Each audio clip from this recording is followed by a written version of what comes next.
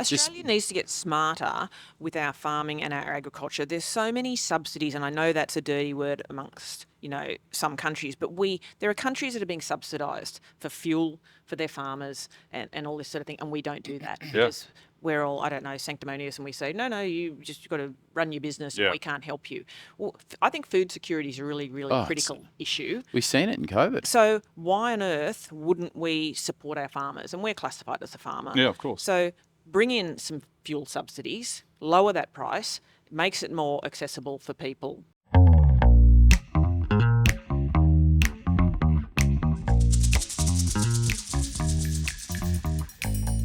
Morning. Hello, Peter. Hello, Tony.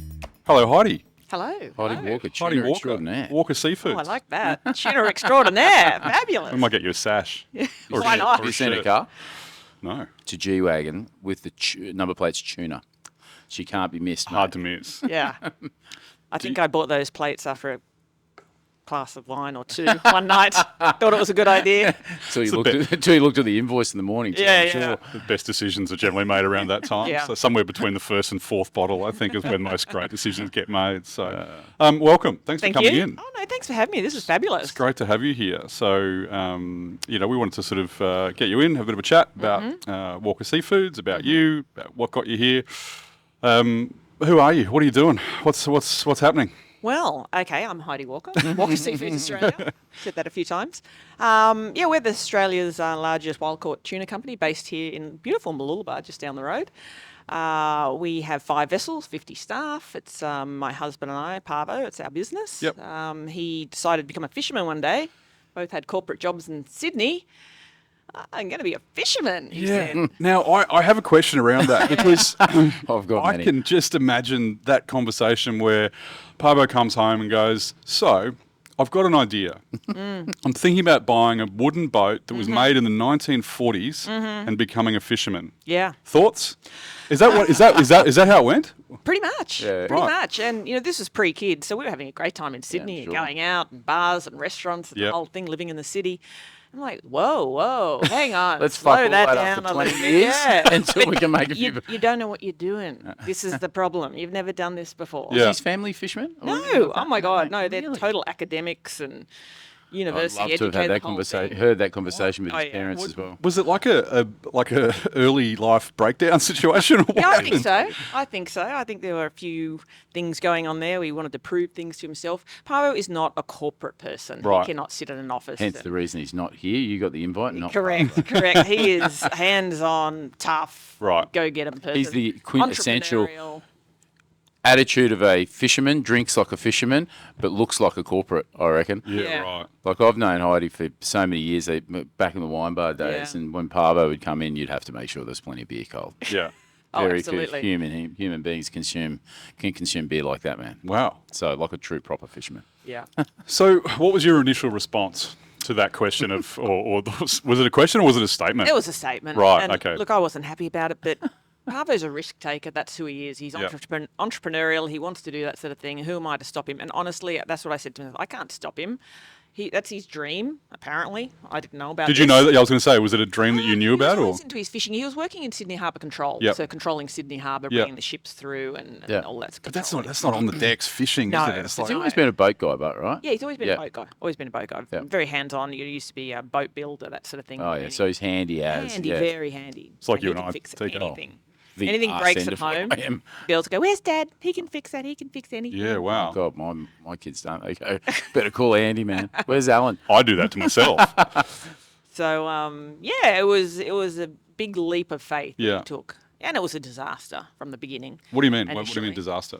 Well, yeah, he bought the oldest wooden boat. He needed to get a tuna license, and they were expensive. And, Yeah. and he tried to work the boat out of Sydney, and of course they don't like, all the Italians and the Greeks. They don't want new people on their turf. So we quickly vacated that area and moved to Mid-North Coast, Foster. Yep. So I've gone from Sydney bars, Is there a bar in hanging out Foster? on hills. They've got like a pub Yeah. and a golf club and Yeah, yeah. that sort of thing. So, Yeah. and he was at sea, pretty Yeah. much every single week. Yeah. So I was there on my own. That Yeah. was awesome. Which is that's yeah. tough though as well, right? That's like the sea widow kind of situation. Totally. Yeah. I didn't know anyone. Yeah. Yeah. Living in this crappy little town. Yeah. wearing seafood, my high though. heels and my corporate seafood. attire up and down the street, people staring at me. So I got a great job in with Carlton United as one of their reps, Yep. which was awesome. I just sunk my teeth into that. Yeah. Sunk my teeth into that. Oh, that's why you were in Foster. So you were looking after that part of the world. No, I got a job there. Right. So I left my corporate job in Sydney. Yep. We moved there. I managed to score this job. And then, that took me great places. Yeah. And a lot of travel and Yeah. drinking. And Kind of the good old days of The the good beer old wine days. industry. Because you're in the wine game for years, right? for years and years. And that was all through that when Carlton United, when Foster's bought Treasury Wines, Yeah. Yeah. or started Treasury Wines, they bought South Corp and all that sort of thing. So, Yeah. and then I became a sales manager and we moved up here. Pavel bought a new flash boat. That was exciting. And things just took off. He moved the boat up here. We had no money. Yep. So he said, I can't be in Foster anymore.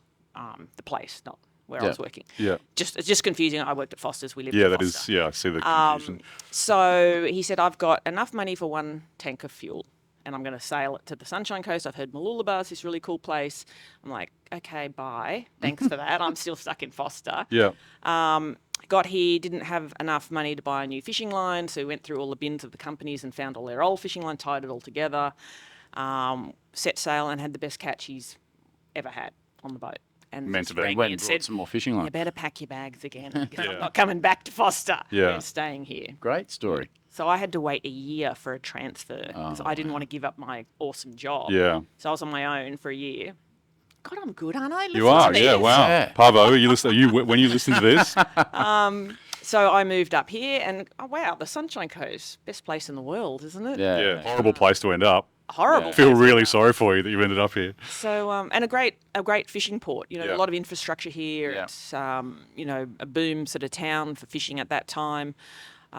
So yeah, it just sort of took off from there. Because Mooloolaba's always been famous for prawns, Yes. tuna, Yes. and swordfish, right? And a lot of people don't know that it is, the biggest port for tuna on the east coast. Wow, that's crazy, huh? So and we only had one boat at the time, and then there we go. Pavo went, let's get bigger. Yeah. Yeah. And the story begins. And growth is, growth's one of those things, and we've spoken to people, and we will continue to speak to people about growth and how challenging that can be from a business perspective. Yep. How long before you came on board then? So, because you were still working for Yeah, I was still working. I switched over when they split the business. They went beer side, wine side. I Yep. took the wine side. Yep. So I met Tony. So that was, that would have been back in like 2005. yeah. I still haven't forgiven you for that junket you took my wife on Oh, down to Melbourne. that It was was like the the best. greatest junket in the world. I'm not sure was you the should best. be talking about that. We had the best But time. that is literally the good old days. Like Yeah, at the it was. time. Like, They came to me. They said, Heidi, pick 8 of your best customers. We're going to fly them all to Melbourne. We've booked lunch and dinner at every single best restaurant. Stayed It's at all Crown. covered. Stayed at Crown. yeah. Didn't ask me, just went straight to Melissa. I went, you know what? I'm so Well, sick I mean, of it makes sense, really. There was taking- golf at some flash Oh, golf yeah, course, yeah. and they went, oh, no, we'll go to the spa instead. And I'm so sick of taking men. I'm going to find some cool lady to take. Oh, hey, That's where Melissa. George Press Club days, they were yeah. fine. They Yeah, went and yep. had dinner there. And Yeah. We had a ball. I'll never forget my first experience at that restaurant. I sat down and, the question, do you have any dietary requirements? And I said, yeah, I can't stand to look at foam. Oh, Right. Put a line And this through is the in the business. days of Press Club. And George, I love you, but sorry. And so I was like, just no foam. I'm just Yeah. like, I just don't do foam. What is foam? And Why? it's just like, it's just there, not for just me. so you can say fine. Right. So They were the foam and swipe days. they were, Oh, yeah, God. it's the smear. Yeah. It's the smear days. It's like really, Just before chocolate dirt. We're coming out of the splatter days now. It just kills me. but Just this put it guy, on I remember this Playboy. course came out. It's like, and it might have been, it was the first or second course. And it's like, this is the oyster with the cucumber. I'm looking at this thing. I'm like, don't say it. And he goes, air. I was like, that's not air. It's a cucumber foam. I'm like, Foam, you yeah. jerk. Anyway, it's delicious though. Still That's around, the foam. annoying thing. It is, unfortunately. Shouldn't be. It's one of those Sunshine things that Coast, should go or with like the dodo bird. Lost in the 80s. It's a few swipes still getting around too. Yeah. And chocolate dirt. Oh, God. Justin from Market Bistro, no more swiping. I don't get it.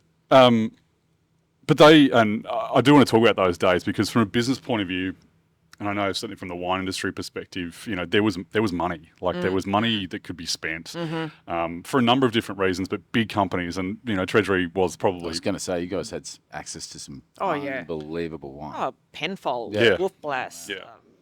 Cool. Goes on and on. yeah.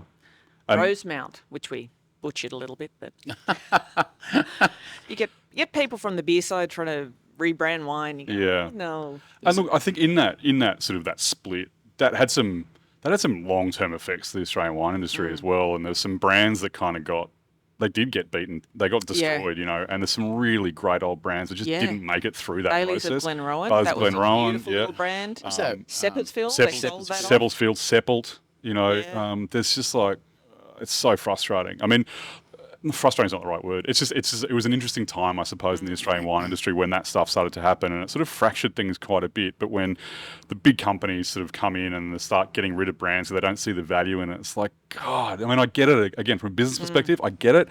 There's certain things, it's like when accountants start looking at balance sheets, it's like, this is not how the wine industry, it can't just work like that. The portfolio was too big. It was, so too many big. things, yeah. You were trying to be somebody to everybody. Yeah, you can't. I'm going to be the Dan Murphy's, plus I'll be the wine bar, plus I'll be this and that. And And that's the thing, I think that, decisions get made. It's like, well, it's just easy to do this. There's less resistance this way.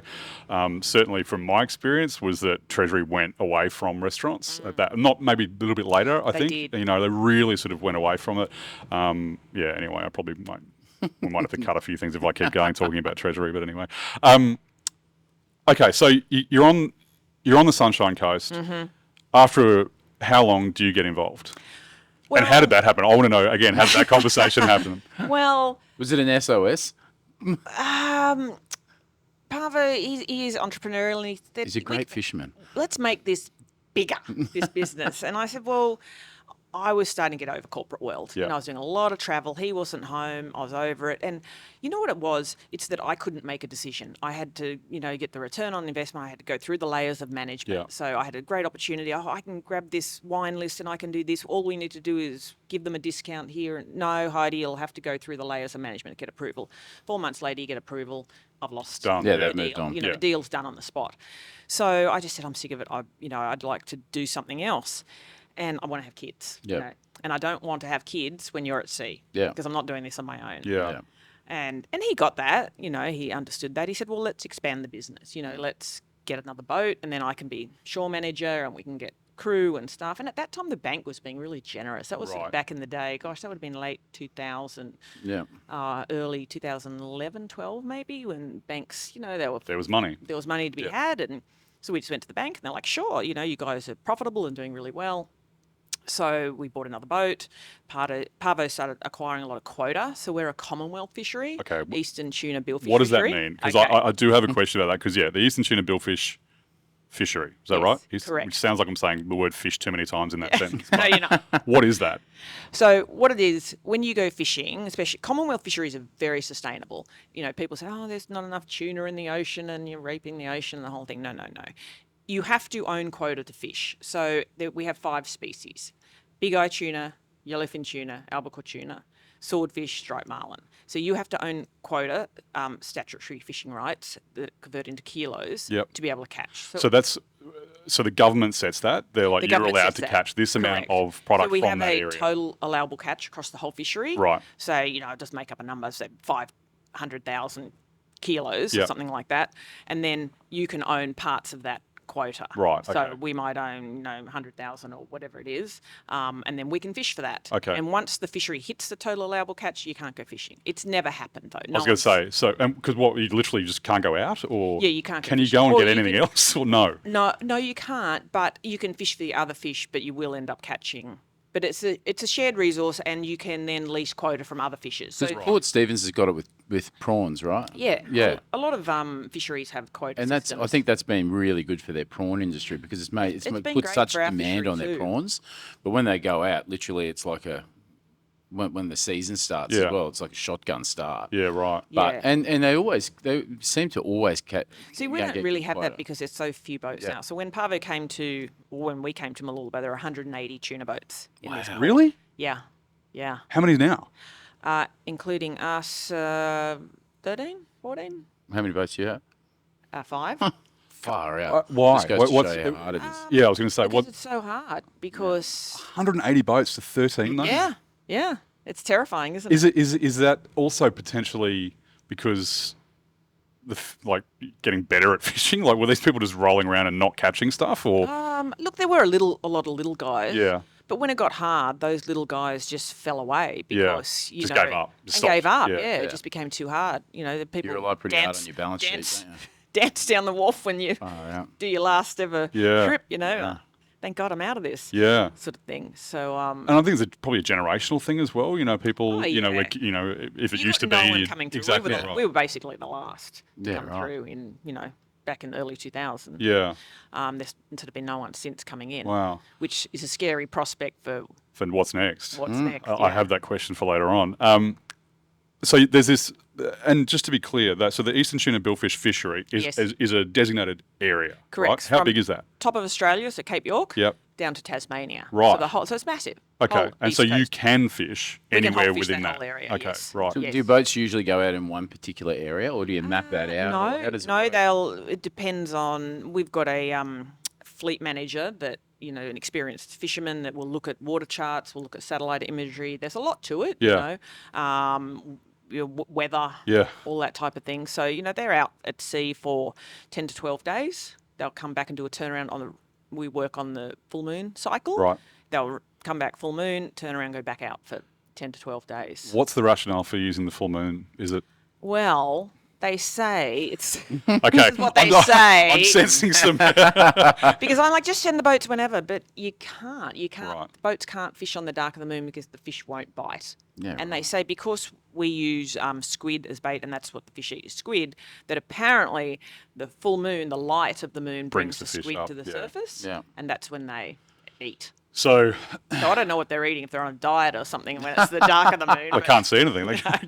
I'm sensing you're calling bullshit a little Oh, bit. maybe. Oh, there's all sorts of things you hear, but it's really interesting because you think about like the biodynamic calendar is all about Yeah. the moon cycles, Yeah. and it's like from a wine perspective and from a grape growing Yeah. perspective, it does have an influence. I mean, you can believe it or not, Yeah. but I mean, I've seen it over time. You see these wineries in particular where they start using biodynamics.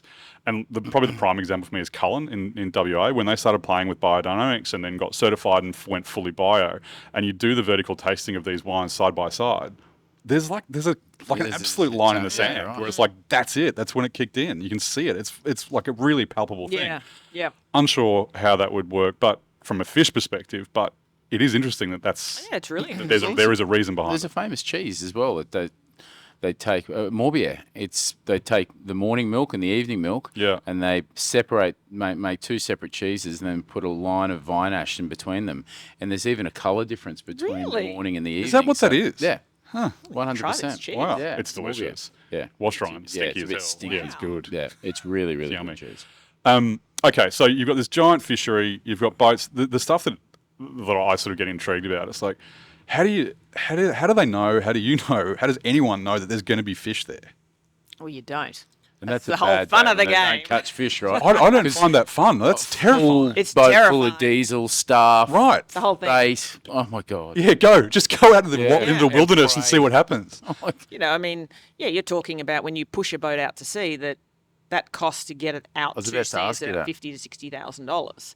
So when the catch is not much, and you have It's a 5 bad of them, day. and they all come back, you go, oh, that's What happens? When that? I mean, Surely that's happened.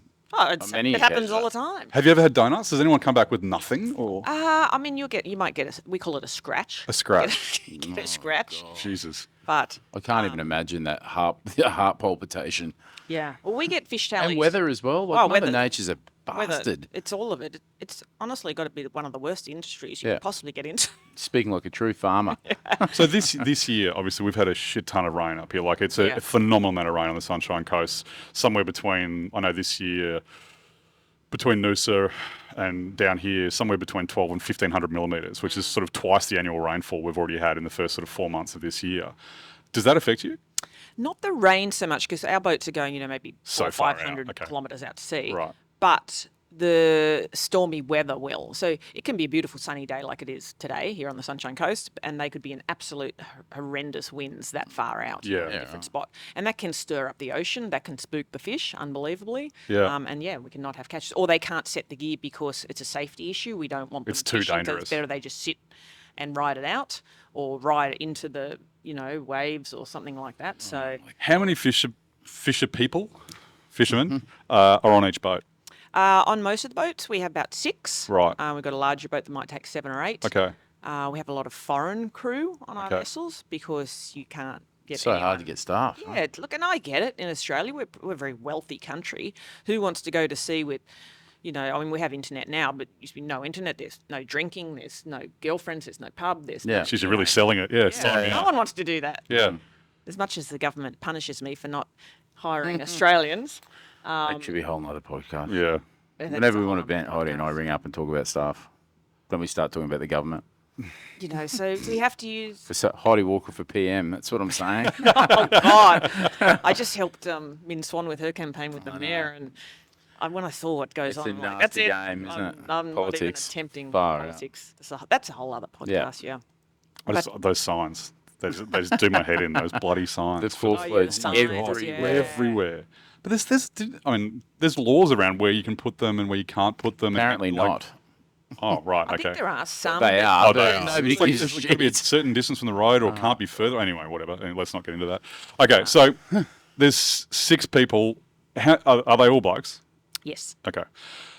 There's Only 6. because that's who applies. That's for who the jobs. applies. Yeah, right. How often do you go out on the boats anymore? Okay, don't go there. More in it. I've never been on the boat. Or like when they're in port, I get on the boat. Sure. Parvo thinks that before we got married, I said part of the deal when we got married that I would go on a trip. And I don't recall ever saying that. And he Right. still harasses me to this day. When are you going to go do a trip?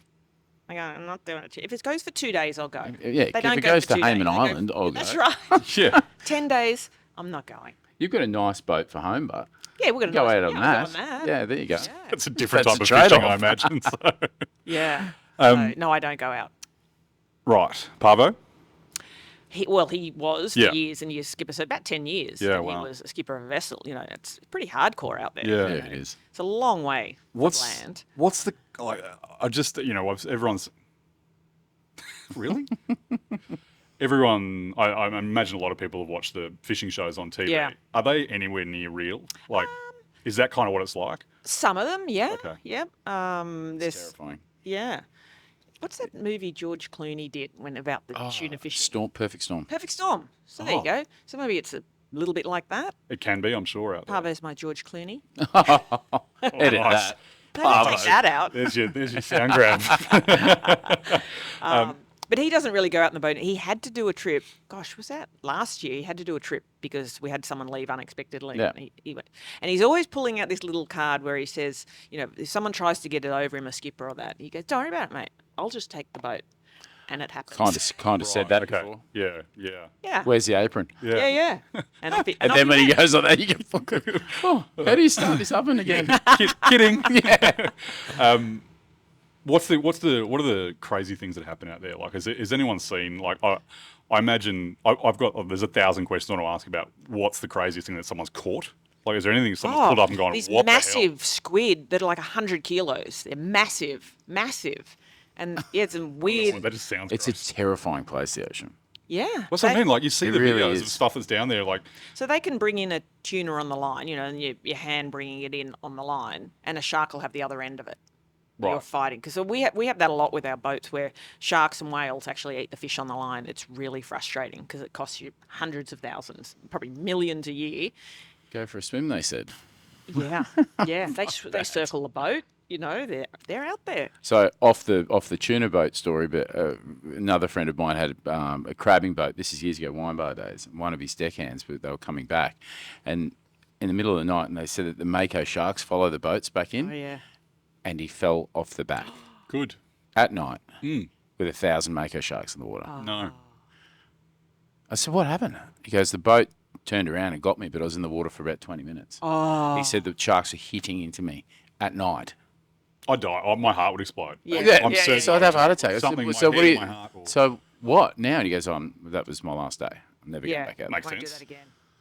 Yeah. I'd be dead. I'd just sink to the bottom with an absolute heart attack.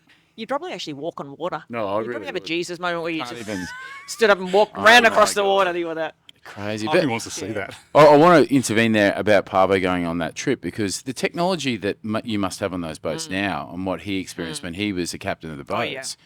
Does he come back and he goes, "You guys don't know how easy you got it"? Was there a conversation like Yeah, that? I mean, there is definitely better technology in that we have, satellite phones, Yeah. full access now with internet and things like that. Yeah. But apart from that, it's still pretty. It's the Wild West. Yeah, it's still Far out. is what it is. Is it literally get in the boat, put some lines out, put some bait on, Yeah. and then hope that something bites it?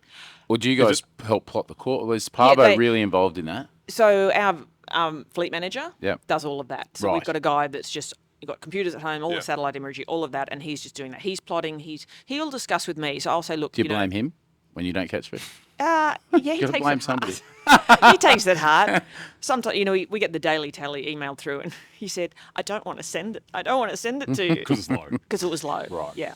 And also, the market, so we're exporting to the US 80% of our catch. So I know sometimes when swordfish is, the prices are high. Yeah. And I'm So like, you wanna be can catching we it." please try and go get swordfish? I know it's great you're catching all this tuna, but no Yeah. one wants that at the moment. Yeah. We need swordfish. So yeah, he can strategically fish. Based on the market demands? Yeah, somewhat. It's that sounds easy, but Yeah. it's not. And how's the amount of swordfish that you catch in Australia compared to the amount? Because it must be a big industry in America. Yeah, it is. But America, it's just a huge population. Right. Yeah, I just got back from Boston at the big seafood expo, which is amazing. But they're bringing in fish from all around the world. I was shocked. We send so much swordfish to Boston. Yeah. So I'm talking a week, you might send 20 tonne a week. I thought there'd be all these swordfish restaurants everywhere. I'm like, over there, where is Can't all the find it on the menu. swordfish? It's just So the who's eating it? It's right, Well, Americans. it is. It's just the population. Yeah. We went into this seafood restaurant and we walked in. I thought, it's about a 40-seater. It went around the corner. There would have been 300 seats. Yeah. Full. Yeah. On a Tuesday night. Perfect. Remember those days? Ka-ching. Yeah. What was I going to ask you about? 80% goes to the US. Yes. 80% of swordfish or 80% of total 80% of total. goes to the US. Yes. Right. What's the rest of the breakdown? So we always try and fill our orders, or we always do fill our orders for domestic first. Okay. So Sydney, Yep. very big. Melbourne's very big. A little bit into Brisbane. Little tiny amount on the Sunshine Yeah. Coast. I'm very passionate about making sure that our local, which is Sunshine Coast, get produce, and that Sydney and all our chefs, Neil Perry's a big supporter Yep. of ours, Josh Niland, Yep. many You chefs. can go into the best restaurants in Australia and see branded Yeah. local seafood. How cool is that for Lovely. you? Oh my God, I pretty love cool. that. Particularly walking somewhere like St. Peter and it's like, Oh, got, yeah. It's like the a best. restaurant like that or Rockpool or whatever Yeah. where you walk in and your name's there. It's It's pretty cool. amazing. I just had dinner down at Margaret. Neil How Perry was good on. is that restaurant? It's the best. I love that place so much. It's just like, yeah. He's got the best produce. I want the best produce, and he's always appreciated what fishermen do and fisher people do, and that's a big thing because people don't understand how difficult it is Yeah. to bring in this beautiful produce. Yeah. It's not easy, and he respects them. He respects us. He respects the produce, and he just puts the He's best. been beating the drum of local sustainable produce Yes. for longer than, before it was trendy. You know, absolutely. When he was I'm talking about Neil Perry here, he was looking through some old menus and stuff from the Rockpool days, and he even used to acknowledge who his suppliers were on the back of his menu. Yeah. And this is going back into the 90s. Which you know what I mean? became cool about 5 years ago, but really, Yeah. like when no one in the restaurant game, we can't do anything without suppliers. Yeah. Simple as That's that. right. It's like I can't put a fish on the menu if I don't have the fish. Yeah. And if you get the best suppliers, you're just going to win. Yeah, so kudos 100%. to him. He's been at the top of the food chain in our industry for years. So And we all the grade praise. every fish individually. Yeah. So when we get that perfect big eye that they're looking for a 60-kilo big eye, that's the fish for him. Right. So an amazing swordfish that I know Josh Lana, we just sent one to Coachella, yeah. the big festival. You sent a outside. fish to Coachella. Yeah, for Josh Did, Nyland. did it enjoy itself? What or- else has Yeah, had a Justin Bieber great going to time. eat? Put it in a Had one, box. had one little bad outfit day. Yeah, exactly right. party hat. You don't wear much at Coachella, do you? But you do that for these chefs because, well, of course, you're getting a good promotion out of that, but Yep. because they're, really promoting your product and looking after it and putting it out there, then Yeah. it's a win-win for both of us. Exactly. How do you sell it? How do you just going back to Coachella for a second? How do you send a fish to Coachella? Unbelievably, it's harder to send one fish than it is to send 20 tonne because Right. we've got a freight forwarder that we deal with and we book AVs and we ship it. To send one, the airline's like, oh, that's annoying. Yeah. Because we go on passenger planes. There's not Yeah, freighters. so you're- People yeah, you're always going think there's freighters. in There's the no cargo freighters. hold, yeah. We're just in the cargo hold. So luckily Qantas came to the party for us and, it cost a whole lot more money to send one To do fish. it, yeah. But, the fish wanted to go and have party time in Coachella, so off he went. unrefrigerated hull of a plane because it's Yeah, so 'cause it's cold so about it. cold I learnt in the that. hull. Oh, you don't need to. Oh, you still ice, but it's still on ice or on. No, No. 'cause it's minus 30 degrees up there. I learnt Yeah, that but what 40 happens when it minutes ago. lands? It doesn't. Gets pulled straight off and put into the chill Refrigerator. space. But yeah, It's we probably do. nearly We do frozen put when it gets ice, there. gel ice Yeah, I blocks was into going to the. say it's not just in there on its own. No, Just like and it's fish wrapped next in to my dry bag. ice. The Yeah. AV's I ice. legitimately, when I was downstairs waiting for these coffees, I said to Heidi, I thought it was refrigerator freight. I didn't I even would've know it was thought so. passenger plane. You know, No. so that's interesting. But that's only for the little ones, not for the big. Not for like like you said, if you're sending 20 tons, it's not going in the hold of a Yeah. 747 or an Yeah. A38. It is. Yeah, Wow. So, man, that's Yeah. interesting, isn't it? Huh. yeah. There you go. They have two sections in the hold. One for live animals. I was going to say, I was just imagining That's all this, heated. a dead tuna sitting next to 3 poodles. It's like, But you don't want your tuna near the poodles No. because that's heated. Yeah. We go up the other end where it's Freezing. I freezing. didn't think about that. They probably do need to heat it up for Yeah. poodles, don't they? So when I flew to San Fran to go to the Boston show, we had 5 ton of our fish in the hold while I was. That's cool. I was looking out the window going, put it on the plane. Look after it. What are you doing? There you Everyone go. gets angry when their bags get thrown around Yeah, when yeah. you've got a $4,000 fish being chucked into Yeah. the hold. We should touch on how Heidi felt when there was no international travel during COVID, and she sends her fish on passenger planes. Yeah. Yeah, Significant problem. that wasn't a good day. No.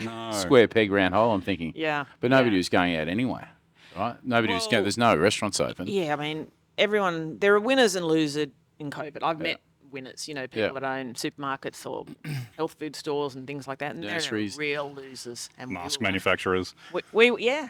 Big Pharmaceutical drug companies. companies. Exactly. Edit that, Corey. I don't want to wind up in a box. winner. We, Pfizer what? we were one of the Yeah. big losers. Yeah. Yeah. So, and it was really, really sad because our business was flying and we were thinking about getting another boat. We might go to 8 boats, employ more people, the whole thing. And then it all just crashed. So what did- Overnight, literally. What did you do? I know that because you guys started selling to the public, which you hadn't before. Is that Never right? sold to the public. You were selling portioned Yes, world's best tuna Yes. on the street. yes. You're fucking. Yeah. We You had to know, move- like- I had 5 boats coming in when the announcement was made that they were, grounding all flights. I had 5 boats coming in full with fish. What are we going to do with it? It was take it to the tip. Like, you can't freeze it. Yeah. It doesn't freeze. Massive sashimi party Yeah, God. for basically. 4,000 so we people. started our little retail shop. I ran Coles. I said, I've got a problem. That's the first time you've ever done that too. Yeah.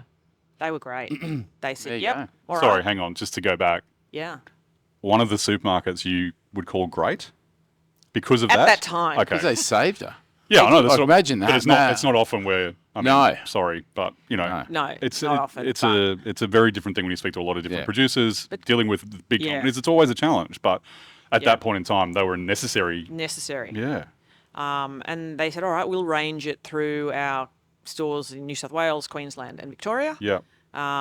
So they took, a good chunk of our tuna, and it was promoted heavily, and it was one of the biggest stories Yeah. running at the time was that you could walk into your local Coles And and get- get, Japanese spec, beautiful tuna, and take it home and enjoy it. Or So, you could walk down to the spit and get it off you. For Yeah, those of or us you who could love the just come Sunshine down Coast. and- I argue with my I- wife so much about Coles and Woolworths, it's not even funny. Because it's Yeah. convenience. yeah, Of course. Yeah. Oh. Absolutely. yeah. But it's, at the time, you just had to do what you Yeah, had you to do gotta do because it, we've survival, got right? 50 mouths to feed. Yeah.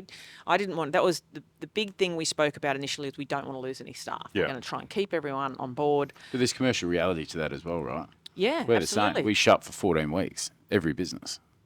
It was Yeah. a sad day. Yeah. If we tie boats up, those boats won't go back. So you'll lose skippers, you'll lose crew. Yeah. Yeah. How are you going to pull all that back together? Yeah. So we had to keep them operational. And I think that was a challenge for a lot of industries. Is once everything was shuttered, it's like, okay, then how do you come out of it when those Yeah. people have gone? And that's what Hospo took. Yeah. Has taken years. Then we're still getting out of it, I suppose, from a staff perspective as well. Because people change industry. Yeah. People They get start made thinking. redundant. They start thinking, is this where I want this to be? could happen again? Yeah, so what- exactly. I'm going to get out of this. Yeah, and it was sort of an opportunity for a lot of people. People, Yeah. I'm going to go study, I'm going to do whatever, and they just don't come back. But you came out of COVID hard too, right? Like everyone was We're back still coming there. out of COVID. Yeah. Honestly, I never worked so hard in all my life back when COVID started for so little return. yeah. Because everything had changed. I was like, well, how are we? Everyone was navigating the masks and the vaccines, and Yeah. could staff come to work? And we were, essential. What did they call them back then? Essential service. Essential service. So luckily I could still send my kids to school Yeah.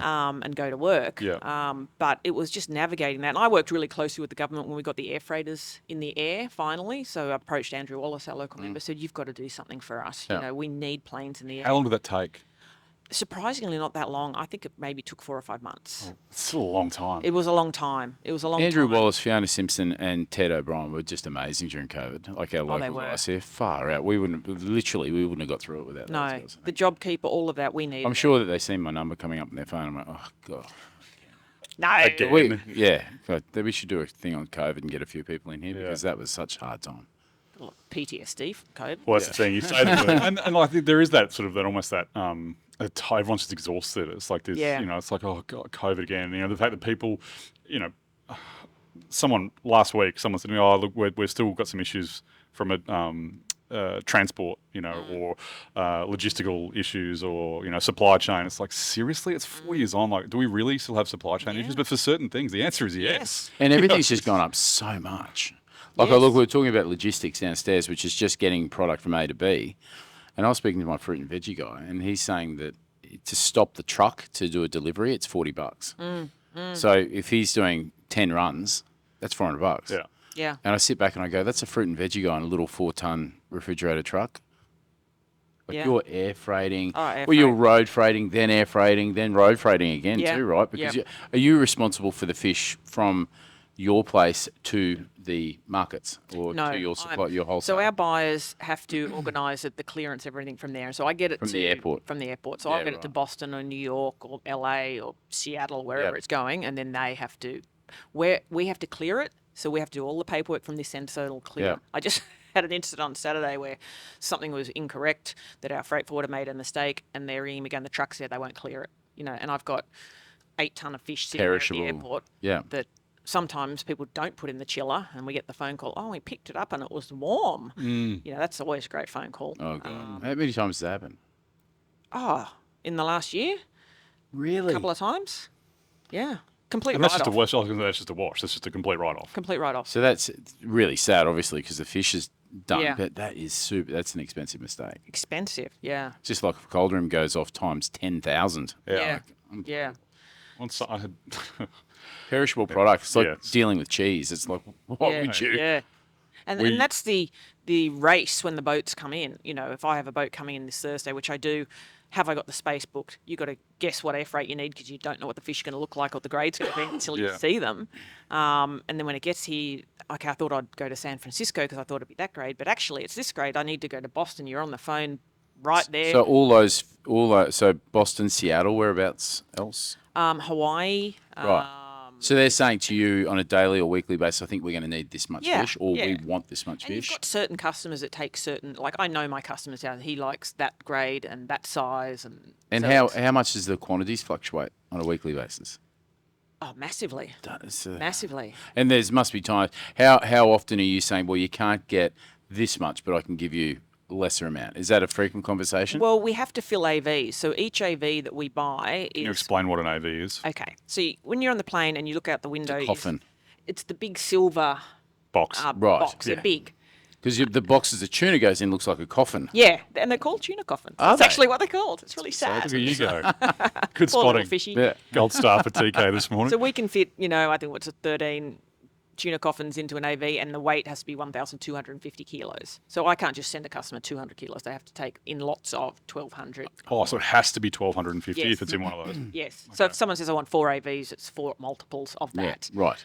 The problem being you might have some skippers who go, oh, we caught all this swordfish, and they guess the weight, so they're not weighing it. And they all looked 80 kilos, and then the fish come in and they're all 40 kilos. Oh, that's a And I'm problem. going, well, now I don't need 4 AVs. I need 2 AVs. So I've got to ring the customer and tell him he's not getting his fish. And I'm going Right. to ring my freight forwarder and say I don't need. And then the airline's angry at me because I'm dropping AVs. Yeah. So Do you get charged for that, or do they sort in of? COVID days we did. Yeah. And Qantas was one of the worst. Hate to say. But it's sort of coming back again now because everyone's scrambling for freight. It's more than double the cost of what it used to be. The freight, just freight. the freight itself, yeah. I mean, we used to pay well under $3 a kilo. Right. And we're paying well over $6 a kilo now. Far out. It's not like the Times tuna's doubling in price, 1,250. but And that's the thing. You know what it's I mean, like, like- put that into perspective for any business. Yeah. That one of your significant costs doubles.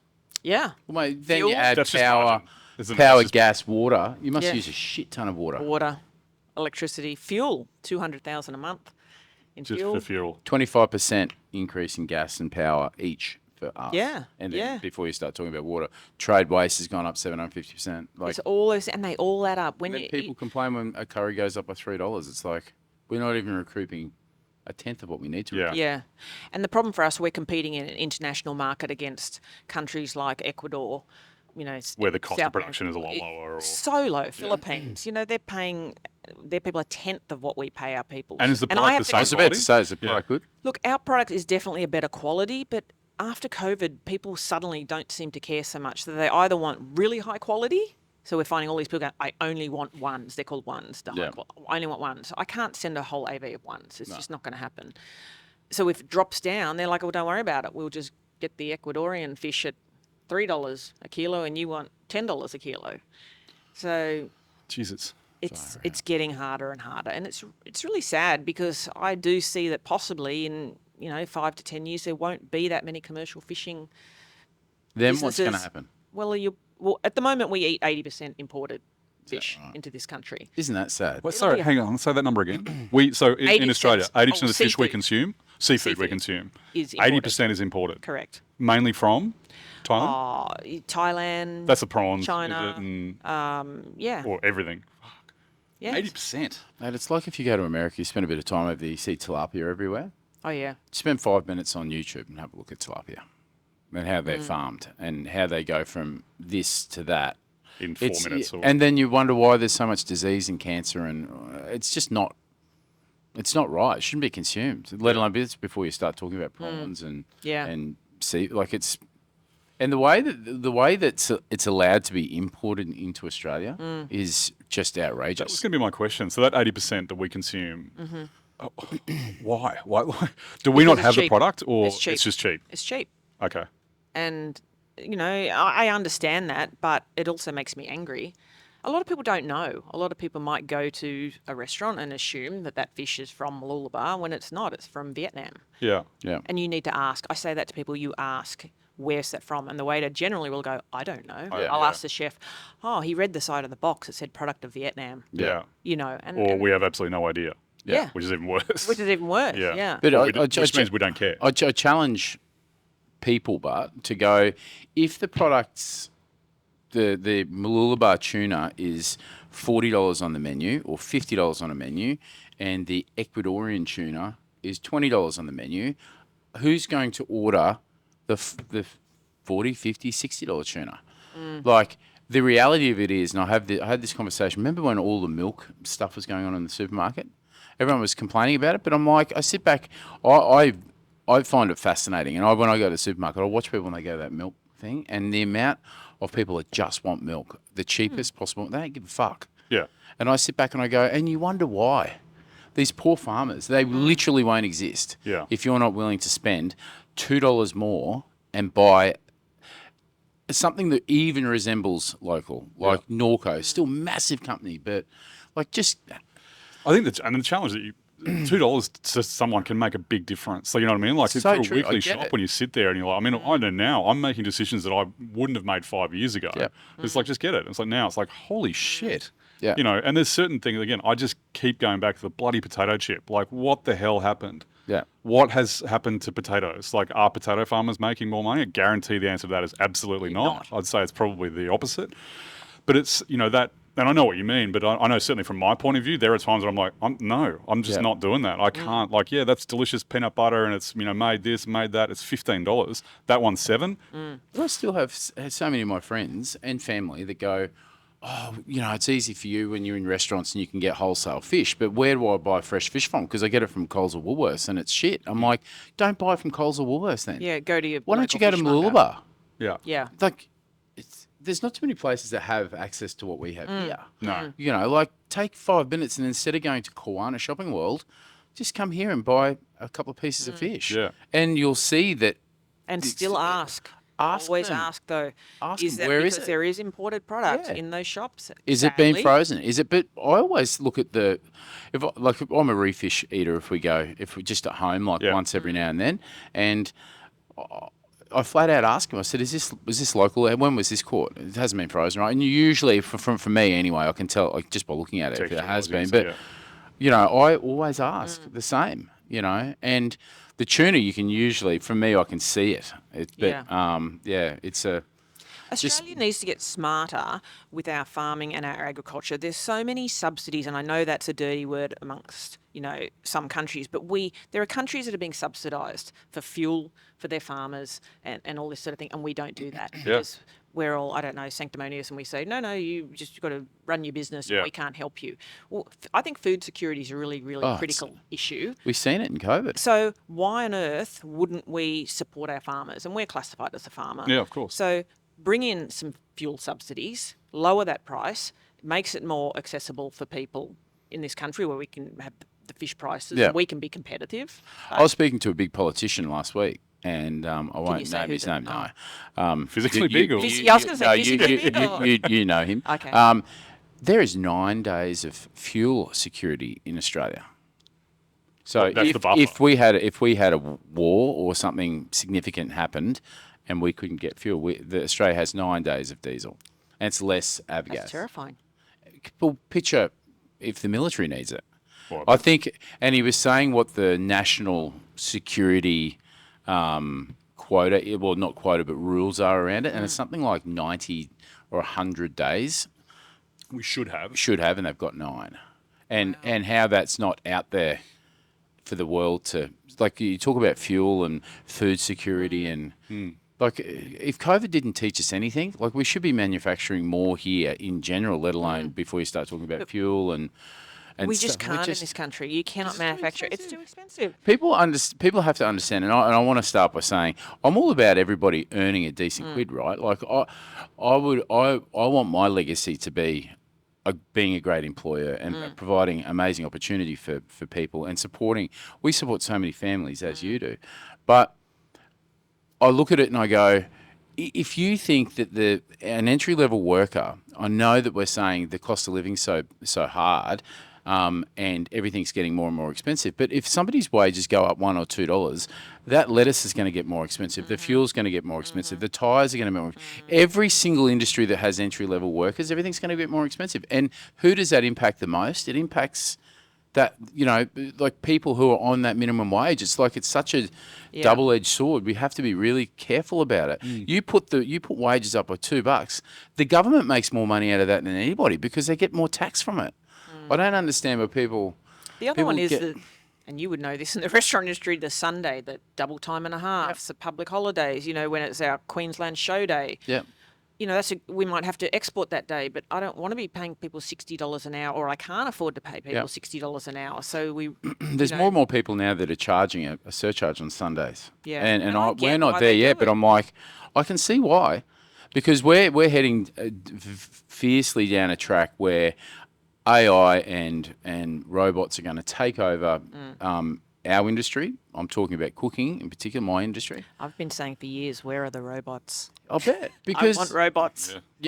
Back when I was in the burger game, and you can get Jenna was saying it from Kenilworth Bakery when we had her on, that there's machines out there where you just drop the ingredients in, and what comes out the other end is a perfectly formed burger bun or a loaf of bread. And all you need is one technician on a call who you plug a USB port into, and it can diagnose the problem and it can fix it. But there's McDonald's out there now that are staffless. Yeah. You need to be terrified of that, because that's a reality. Like, it's happening now. So I think that the wages, they're going to have to look at that really, really carefully and try and get regulation. It's all the costs with regulation. We are so heavily regulated, which is a good thing in our industry. I deal with 20 different government departments on a regular basis. Wow. I deal with state government, I deal with federal government, I deal with all. We've got costs, even just to do the paperwork to export. If I have to get the certificate from the government, I have to pay for it. So I have to pay $35 for every certificate. We might use 4-5 certificates a day. I'm paying. It's all this. It's called cost recovery now. So the government charges us to produce the certificate or to manage our fishery. So to manage our fishery, I have to pay a portion to the government for that government department. So that's about $400,000 a year that I have to pay for a government department. That's good of you. That pays for one So salary for something. think about when there were 180 boats and we had to pay for that department that's still the same size, and now there's only in the whole fishery, I think, 30 boats.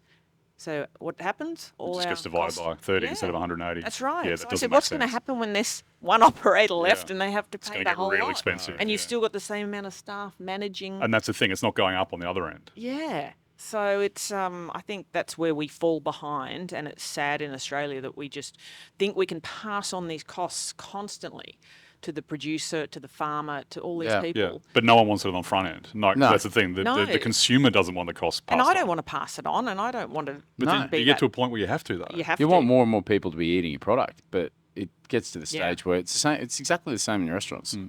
because purely the price of the tuna that we serve is determined by how much we can buy it for, and it just gets passed all the way down, all the way along. Yeah. You know, it's just a multiplier, right? And I think that the trap is when people don't do that. Yeah, That's when they it get becomes broke. an issue. Yeah, exactly. The restaurant doesn't survive. No. And then the consumer's like, well, I'm not going to pay that. And it's like, well, you have to. If you're not going to pay it, that's okay. Yeah. But if you want it, this is what it has to be for everything to work in, like you said, in the math of it all. It has to make sense. If it doesn't, why are we doing it? Yeah. So, and I'm sure those questions happen all the time.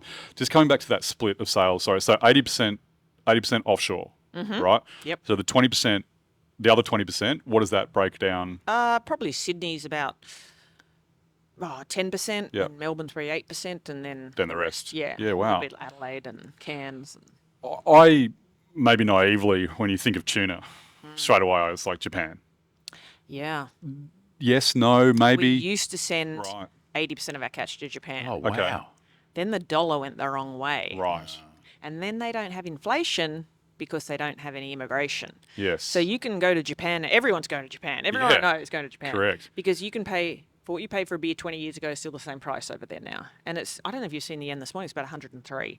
Like, it's above parity now. It's so cheap. So when we send our fish, we're not getting the prices Yeah. for it. It's just So not worth it No. anymore to send it there. Because, everyone's seen those photos of like the old Skoogie market, particularly. yeah, It's, the Look, giant and fish we coming do. in. We just sent some this weekend for certain product, like a fatty Bigeye. The Japanese understand. So if you get a super massive fatty Bigeye and it's just perfect And fish, they'll pay more. they'll pay a lot more. But I'm in contact with my buyer over there, and sometimes he'll say, "Don't send, don't send. Our local boats have unloaded. Prices have tanked. Don't send." Wow. And then I'm standing there looking at the fish, going, Now what? Yeah. Boston, Tony, Boston on the blower. do you and I'm sure you've got those customers up your sleeve where you're like, oh, this is the best thing I've ever seen. "Yes." This is going to you. Neil Perry's one of them. Right. Josh Niland's one of Yeah. them. Those sort of Well, chefs. yeah. And Yeah, absolutely. And then getting that just on a personal level, getting to see that fish and you see it in its purity and you go, oh my God. Oh, yeah. And then send it to Neil Perry or Josh and then Watch watch what them. them doing. And then if you're lucky enough to watch a customer eat it or literally leaving it, but the I love satisfaction would be that. unbelievable. That whole, when I went down there, I actually ordered our big eye. Yeah. And on the plates. Oh, it's so It's amazing. just so that's cool. And when I go to That's Market Bistro, I do that. Oh, order so, our tuna so, and- so do I. And just because we've had we've known each other for so long, even when I ordered the tuna, I don't just think about that tuna. I think about the fact that we've assisted a local business, you personally, your kids going to school, your house, I look at that and I go, that's cool. Yeah. Even if it makes up this much of it, there's a buzz absolutely. out of it. Even serving local cheese or. And, when I do a school drop-off or something and one of the mums come up, "Oh, I went to Market Bistro, I had your tuna, it was fantastic." yeah, that's a buzz. That's cool. it's So a that's real really buzz. cool. It's a real buzz. Just to be crass for a second, what's the most expensive fish you've ever sold? Single fish. It would have been to Japan, a northern bluefin. I think we got about 35,000 for it. Dollars. Yes. It's a big fish. Was it big? Or was it just Oh, it was big. It was about 200 kilo tuna. But And it when was you just caught it and you cut Parvo it, caught do it. you go, oh, Parvo back in the day, back in the Did he? day, yeah. Does he still Yeah, talk I'm about sure it? he- Is it like, the football, the great football stories of grade 9 where you scored that one try? Yeah, and you're it was you bigger still than the talk about boat. it? Exactly. Yeah. Does he talk about it like that or not really? Not really Now it's anymore, like no. just a fish I caught. It's more other boats catching fish. Yeah. Yeah. He's probably looking at the balance sheet going, more fish, more Yeah, fish. I need more of those. But when you cut it and you realise it's such a high grade, you go, oh my God, how good Yeah, is it's this? the. Or does It's, somebody it's, go, it's all, get Heidi down here? It's all thing. When you know the boat's bringing it in, you know you're alerted that Yeah. caught a northern bluefin, which we don't see a lot of That's here. quite rare, is it? Yeah, they get lost in the waters and end Yeah. up down here. See a few more of them now. And, the yen was the right way round and, the markets were strong in Japan. If all those factors come together, bang. I was up fishing at a place called, I'm not a fisherman, I want to get that very clear, Haggerstone Island, which is off Cairns. It's like playing a few hours. It's basically the last frontier, right up near the Lockhart River. And we caught a northern bluefin up there, small one. And Wow. it was like, the skipper was like, this doesn't happen. Yeah. It's This- exciting. and then it all got cut and put on the side of the boat, and the fish sauce came out, and it was like the sea airs hitting it. It was a crazy experience. Yeah. Yeah. I think one of the craziest things I've had from a fishing perspective is when back in the old days of Restaurant 2, we took all the team out one morning out at Southport, went out and, someone's vomiting over the side and all of us have had, Always. yeah, exactly. All of us have had 3 hours sleep. And someone drops a line in, snapper gets caught first like maybe 6 o'clock in the morning. And we're also looking and go, gee, that's great. And one of the chefs goes, geez, it'd be good if we had like some soy sauce and wasabi or something like that. And one of the apprentices pulls Pulled it out of his Oh, bag. nice. a full like nori, sushi rice, cucumber, carrot. He'd done like the batons and everything. He'd been like straight after work. He went home, did all the sushi prep. We get there, the deckhand loses his mind, and cuts this fish up in 0.4 of a second. And Wow. we're How eating good. fresh, Yeah. like it's still pulsing, Yeah. which sounds a little gross, but it was Oh, yeah. an incredible Yeah, experience. good. And it's like, that was cool. Yeah. I want to ask you, what's the greatest seafood dish you've had ever? I know this is going to be a tough question for you. It's a really tough question. And why? Like, what made it the greatest thing? Oh, that is such a great question. I've had so many. I've been thinking about this for hours.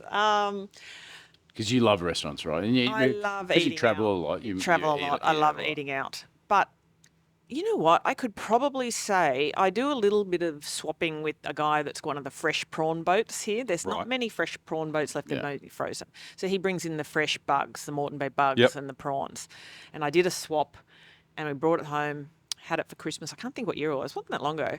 And just sitting out the back with a beer and eating a bug that was caught Yum. yesterday. It was just that simplicity of that meal with lemon and whatever else we had. How good. It was the best. Who cooks at home? Is it you or Pavo? We share. Papa's a great cook, really Yep. good cook. Yeah, he doesn't need recipes. Yeah. He doesn't need a recipe book. He's just he understands how to make something tasty. I'm more recipe, although I can wing it as well. So who you know, cooks we- for the kids? But you just share it. You both. We just share whatever. good. Whoever's had a busy day, if I've been at work all day and he's at home working on a secret new project, Oh yeah. Ooh, Note that for later. yeah. then I'll say, oh, I'm really tired. Yeah, that's all right. I've got a chicken. I'll grab it out, Yeah, yeah. roast up a chicken, and we'll do this and that. And How often do you eat fish? I didn't used to eat it as much as I should. As soon as the guy goes, you can't put another. No, cancel a coffin. Yeah. We're eating a lot. eating of fish. tuna. We've got it. This is really good tuna tonight. So I make a rule now that whenever we're unloading, so we might do that twice a week, that I get a great guy, Jacob, that works for us. He can fillet a fish beautifully. Cut me a portion, whether it's Yep. swordfish, whatever looks good on the day. Yeah. Mahi, swordfish, tuna, Yeah. and I take it home. We all eat it. The Okay. kids eat it. The kids love it. So now the kids are so fussy with their fish Ooh. that they won't eat fish anymore. Is this yours? Is this yours? We took them to Market Bistro for the first time. It was Yeah. Pavo's dad's 85th. We went there. I said, we'll get some. Is it yours? I said, it actually is ours. Well- We took them to Margaret with Neil Perry. Is that yours? Is that your Oh, fish? God, I pity the first guy that takes I those know, girls out on I a date. know. It's Get like, Neil Perry over here. We had some- I'll call him. Yeah, yeah. I ordered them some fish in New Zealand. I thought it would have been good. And they actually spat it out on the table. I'm Oh like, my God. Jeez. Connor, my You've middle created a son, monster. fish is his favourite thing. Like if you said you can have KFC, Macca's, pizza, whatever, Connor would just say, I want a piece of fish. Yeah. Really? Yeah.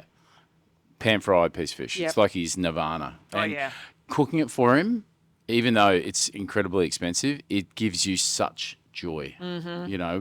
When you're watching somebody enjoy it that Yeah. much. Yeah. It's so cool. And it's just got to be the healthiest protein there Oh, is. isn't it? Wild caught. I always say Yeah. to people, wild caught. Try to avoid farmed. Yeah. Wild caught's where it's at. How does someone know? How does someone know? Just You've got ask. to ask. Yeah, because no one's going to put, oh, this is farmed. And I'm going to say barrel or something whatever really else. controversial now. Do it. Salmon is not a good choice. No. You shouldn't eat farmed Oh, I salmon. was going to say any salmon or Farmed. And how much salmon in this country isn't farmed?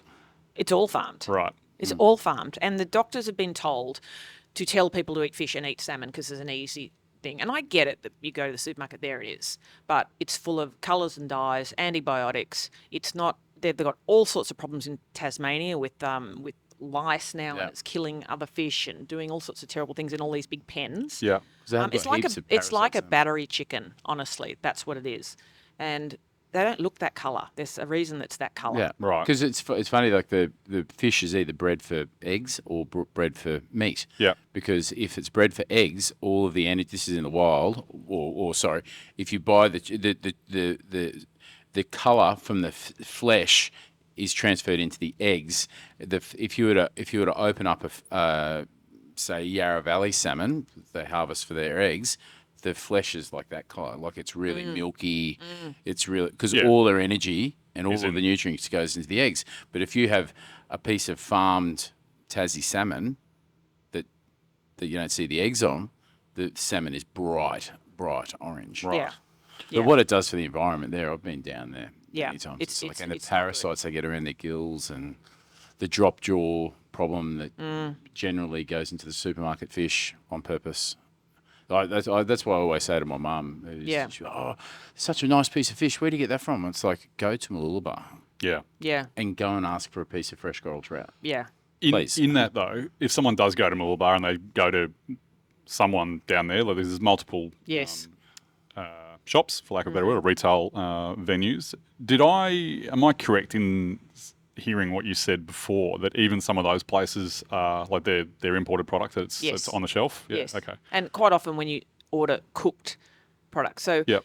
the law is that they have to say where it's from on fresh. So if you're buying fresh out of retail, it has Also to on the say- actual sign, it's Yes, it has a product of Australia or a Yep. product of Vietnam, which sometimes we don't see that, and I don't know why. But the minute they cook it, they don't have to tell you. So you'll be walking in thinking you're going to buy a nice piece of, Mooloolaba snapper or something with your fish and chips. Bang, they're out the back unpacking the frozen Vietnamese and into the deep fryer. That goes. And what's the law around Although they did just change those laws. They're coming to. fresh? Well, they can be marinated and come in too, can't they? Or was Yeah. that an old rule? And they were marinating vegetable oil, so you can just wash it off. I remember that was prawns mainly, wasn't it? Yeah, It was like then they it might got prawns. around They something. can gas it. Yeah. They can gas a lot of this What do you fish mean to gas? change the colour. They use CO gas, and they bring it in, and it makes the colour bright red when it Of the Is it- prawn.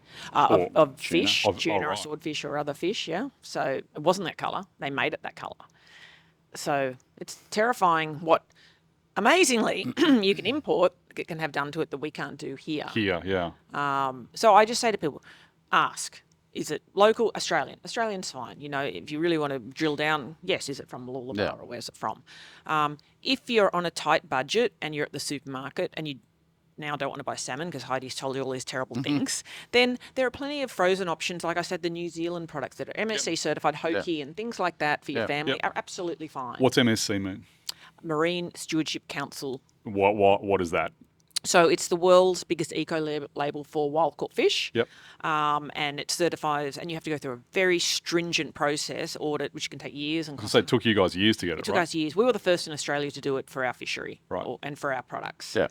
Because no one wanted to pay for it. Everyone said we waste time. Why? Why would you need this? Why did you?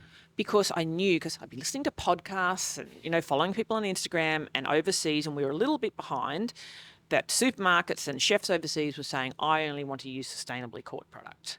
And I used to argue with people about, we're sustainable, we're this fishery, we're quota You system. need the stamp. You need the stamp. You have to, and I said, no one can argue with MSC. Nobody. Right. So when you're buying any sort of product from overseas, it is important to look. It's so easy now to write sustainably caught, or it's pole and line, or it's this or that. Doesn't mean it's sustainable at all. Right. It's like organic. Yeah. You need the certification. Yeah. Because it's been through a very rigorous scientific process to Yeah. get there. Yeah. Yeah, the So- organic principles. It's like Yeah. the hell does that mean? Yeah. Well, Yeah. biodynamic principles, it's like, okay, but you either Yeah. are or You're you not. aren't. Yeah, Yeah, that's it's right. like That's right. from a wine perspective, one of the things I hate the most is when someone presents a wine to you, and let's say Chardonnay, and they'll say, "Oh, it's Chablis-esque."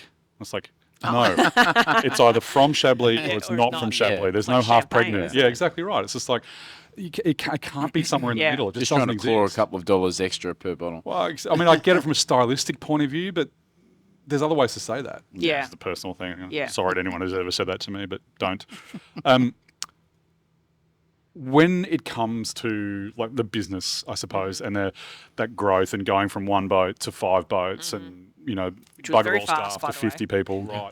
That has its issues. Yes. Was there one challenge in particular that sort of you go, well, that's the one that, God, we did well to get over that? Is there anything in particular that sort of stands out? I mean, I still think, and the C word again, COVID, I think we've done really well to still be here today. Yeah. Parvo had a really good vision and he knew that there was value in the quota. So he said, I'm going to be the biggest quota owner. So whilst we were building the business, he was buying quota. Uh-huh. A lot of people lease it in. You can lease it from other operators. He went, no, I want to own it. So we owned, I think, about 30% of the quota in this country for our fishery, which is massive. You've seen where we can fish that we own. It's like a paddock. We own 30% of that. Maybe, Corey, if we could put in a little map of the Of the fishery. TBF, Yeah. I think that'd be handy. ETBF. Insert here. Yeah. Yeah. So that was a really strategic move. Okay. That was very clever Yep. what Parvo did. I was sort of going, why are we borrowing more money? I'm talking millions and millions Yeah. of dollars, to acquire this, plus millions and millions for boats and all Yeah. the other, and Brave. suddenly the bank owns you Yeah. big time. And then you go into COVID and you're like, oh my God, Yeah. like that tens of thousands next month in interest that I have to pay, I'm not going to be able to pay it. Yeah. You say there was a time where you thought you were dusted, right? Oh, I drove down Park and Parade the morning when, it was all, what happened, the story is I woke up one morning, I looked at my phone because everyone in Boston's up and about, don't send us any more fish, we're shutting down. And I went, what are you talking about? My phone went ballistic. Bang. Don't send us fish, we don't want it, we're closing. This COVID thing's got us. And I just went, oh my God. And then Australia, restaurants, Yeah. the whole thing shutting down. I drove down Park and Parade, I rang the bank manager and I said, we're toast. Yeah. I said, we're done. And I was like hyperventilating. He said, you've got to calm down, Heidi. We know what's going on. And they were really good to us, NAB. They were Same. actually Same. really good. Hate And to say it, but they were. they came along for the whole ride. They'd been our, we're agribusiness, so we deal with Brisbane, and they came along for the whole ride. Yeah. They put all our repayments on hold, the whole lot. If So- not done, it would have been. Oh, we would have been done. Yeah. No question. No question. We had plenty of times we thought we were done, and it was really scary, Yeah. because you're going, I could sell a house, I'm going to have to pull the kids out of private school, Yeah. Sell my nice car. Not that I had that car at the time, but, It's hard. It's really hard. And I'm looking at all the staff For when I pull nothing, up. that's no fault of yours. And they're all looking at me thinking, do I still have a job, Heidi? And Yeah. I'm like, Can't yeah, answer you that, still but have a yeah, job. at You this still stage, have a yes, job. yeah. And everyone pulled together in our business. It was amazing. We didn't have to do pay cuts or anything like that. We just kept going. Wow. Everyone just banded together and we kept going. So when somebody says you're lucky, you get a Oh bit my annoyed about God. that? And someone says, I'm lucky. So lucky. Oh. Or someone says, that's a nice car. How did you So get that? Oh, lucky. do you want to hear the whole story? Or? Oh, and that's the thing. I think people, there's the 30,000 foot view kind of thing, and people will just go, they see a car, or they see, Yeah. oh, you've got all these boats, or Yeah. whatever it may be. It's like, hang on a second, let's go back and do the math and Yeah. have a look at the understanding of what it costs to do the amount this of every shit that single you've day eaten and over the risk. 20 years. But that risk, like when Yeah. you're saying, you 50, Put it on 60 the other grand way. just to Oh, throw, yeah. just to push the boat out, Yeah. quite literally. And the problem we had after COVID, that when the bank suddenly went, well, actually, you've got to start paying us back. And you've got to remember that you're not paying down your debt through that whole Oh, period. exactly. So it's just sitting So it's there. actually sitting there and getting worse Yeah. with interest and everything else. A lot of people didn't realise that. The interest No. didn't stop. No, Still, no, Yeah, you the still, payments and we Stop your repayments, Yeah. but we'll just we still had load to it make, up on the back we, end. Yeah, that's right. And we still at sometimes had to give them something. Yeah. It's Yeah. like a feel good moment. Here's a little bit of money that Yeah. we managed to save up to give you. Here's $1, stop calling me. Yeah. But we were approached to sell our quota. So there's a lot of investment out there, superannuation funds, overseas superannuation money. Would you sell it all? And we thought about it. This was our retirement plan, and we didn't own it. We were still paying it off. And I said to Pavel, we got to do it. He said, we got to do it. We just got to do it. So Yeah. it took a long time. They need to see the data. They need to forecast. I need to Because it's forecast. a shitload of money, but you can appreciate from their perspective, like Oh. they're signing a check over that's fat, and Yes. they want to make sure that all the ducks in a row, because that poor bastard's answering to somebody if they make a mistake, right? Absolutely. But and they want you to forecast what you're going to be catching because we're And going that's to a lease guess, it right? back. I was going to say you're going to We take it. needed that quota to So Swordfish. the idea was that you sell the quota, Yes. and then they then Lease it back lease at a it back rate. to you. Right. Okay. Like, So you were negotiating that rate, or was that rate? yeah, no, we were in a bit Yeah. of negotiation. There wasn't a lot of movement on it, but it'd be the same. You sell your freehold. Yep. You keep your restaurant. Yeah. You just What's lease the it. rent? Operating, Yeah. yeah. So we made the decision to do it, and it took a long time. It was really stressful, and I had a number in my head, and they had a number in their head, and but that would just allow us to wipe our debts Completely. completely. Right. So that happened. It happened. Yeah. We Wow. did it. Can you And imagine that feeling? It was really good. No.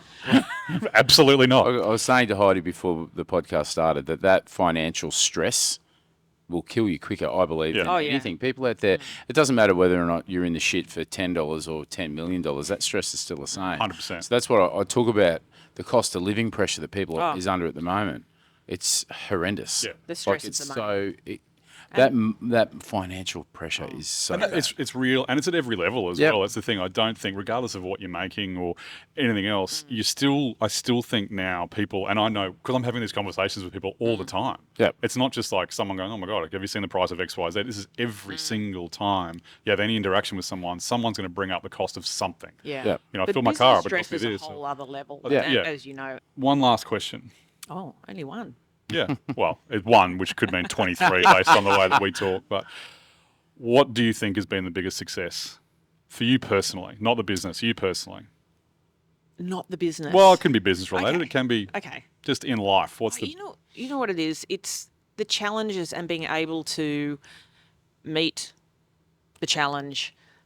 You take on the challenge. You just come out a better person. A strong, really strong person. And our kids have seen what we've been through. They know they're there witnessing day out the conversations and arguments and everything that goes on with working from home and working with your partner, as you would know.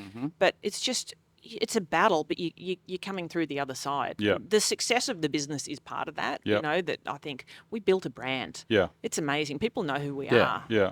And that's not an ego thing. We started with nothing in Yeah. an industry we knew nothing about, to now come out this other side Yeah. and still be here and have this secret new little project that we're working on. Which we might talk I was about. about to say, I think little there's edit two, if there's, we can. there's two questions left. Yeah, it Not seems one. like there might be two. But yeah, I think it's just knowing that you faced adversity, you've been through so much, but you can come out the other side. Yeah. Well, you and Pavo are certainly a force to be reckoned with, Heidi, because knowing you from way back in the beginning to what Walker Seafood is now, it's an absolute credit to you. And the Sunshine Coast is so super lucky to have you guys here. Yeah. It's amazing, and I think that you're an inspiration for all young women as well, because you're a beast of a business person playing in a real man's world. Oh, yeah. Filled with super egos and you do it with style, class, charisma, and you're also so astute with your business. thanks, mate. It's That's really very good. No, you're an inspiration. And I Yeah. think as I said, the Sunshine Coast and the food scene is very lucky to have you. Yeah, and you know what? How great is the Sunshine Coast? no, Love so good being. to I live wouldn't here. want to be anywhere else, I know, honestly. so good.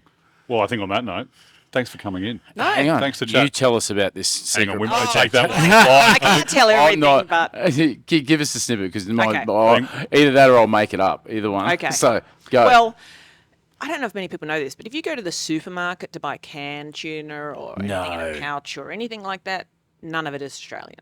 None of it. John that- West? What does- Isn't that really sad that you?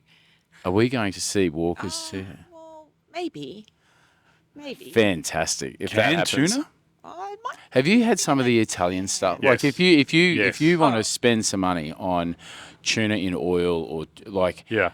and there's an Italian brand which I don't really want to scoff about, but it is fucking delicious. When you put it in proper extra virgin olive Yeah, I oil, was gonna say, I reckon- extra virgin Yeah. olive oil. Yeah. But that's the reason why the Europeans do it so well, especially the Spanish with Oh, yeah. anchovies and Mackerel sardines and- and yeah, mackerel. everything, yeah. And it's not a cheaper alternative, but the product's sensational when it goes in there, and you end up with a great And that's what I product was at about the to end. say. Look, obviously, Having an this is Australian not going option to there be would be unbelievable. as cheap as the cheapest tuna you can buy in the supermarket. But Obviously. but if you want an Australian product in Australian olive oil, Or just a that quality might be product. available to you fairly soon. Wow, if that happens. There But we go. that's I would use that in a restaurant. I've got a great recipe for tin tuna that my We're looking wife at always doing the argues. food service packs and the whole thing. I Yum. the restaurant I went to in LA that literally I got served a can of tuna. I was like, what are we talking about here? Well, but then it was like this amazing little dressing that came with it. You just sort of, put it together and you just smash it on some amazing like toasted bread. The Spanish sardines that come in olive oil, Yeah. extra virgin olive oil, garlic, chili, Yeah. oregano. Oh my God. And you get a bit of toast on the side. Yeah. Actually served in a can. That's $47. Thanks very much. Where's We're my taking wallet? money, Yeah, yeah. We've got the most amazing fishery right off here in the Sunshine Coast, and you cannot buy that in retail. Why? There's a tuna recipe that if I'm lucky enough to ever see Walker's Seafood in a canned tuna format, green beans, ballotti beans, cannellini beans, extra virgin olive oil and balsamic, and fresh rosemary with the tin tuna and some of it is the oil. business. Yeah. Like, Listen, it doesn't need it's much. as old as the hills, that dish. So, that's Is exciting. there a timeline on that? I mean, Maybe we're kind of in a void here at So the you've moment been in terms of time. you've been researching it's over a year in the making. Wow. There's a lot of work. canning lines and all that Well, it's kind of... actually going to be a pouch. Ooh, That's big in America now. That's the big thing. They've moved away from cans. from cans. Yeah. And they're going into pouches. They're easier to transport, easier to open. easier to store. You don't drain it. Lighter. You just eat it straight with the tuna and the oil. It's going to be a Transport cost fabulous less. product. All I those That's a know scoop. that The independents Yeah. are supporting us first and foremost, which is really important. Should talk launch party, get some recipes together. Yeah, let's do this. I'm into it. That's All right. fantastic. So for a second ending, because we might have to cut that for the minute, but thanks again for coming in. Really appreciate your thank time. you. So, Awesome, Heidi. Thanks so much for your time. Great. Awesome. Great chatting with you. All right. cheers. Thanks, guys. Bye.